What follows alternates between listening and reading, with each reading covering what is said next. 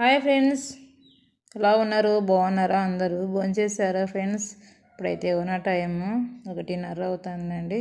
పిల్లలైతే భోంచేసుకొని స్కూల్కి వెళ్ళారు. నేనైతే భోంచేస్తున్నాను. ఇది వచ్చేసి గోంగూర మెంతాకు పెట్టి పప్పు చేశానండి.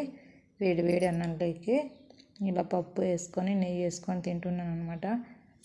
తిన్నారా ఫ్రెండ్స్? మీరు ఇంట్లో ఏం చేసుకున్నారు? మధ్యాహ్నం అయితే నేనైతే పప్పు చేస్తానండి. పప్పు, సాంబారు, పప్పు చారు ఇలా చేస్తాను.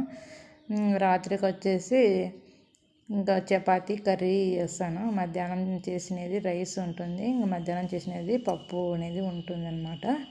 చపాతి కర్రీ చేస్తాను. రాత్రి అన్నం అయితే కొంచెమే ఉంటుంది పెరుగులోకి. ఇప్పుడు చలి ఎక్కువ ఉంది కదా, పెరుగు అయితే పిల్లలకైతే పెట్టలేదన్నమాట. పెరుగు లేకోకుండా అన్నంలోకి పాలు పోసి తినిపించేస్తానమాట. చాలా చలిగా ఉందండి అస్సలు. అబ్బా, 7 అయినా కానీ ఇంకా మనసు అయితే అలా ఉంటుంది. అస్సలు అటుపక్క అయితే ఏముండేది కనిపించదు అనమాట. దంచేస్తాను చలి అయితే. Okay, bye bye friends.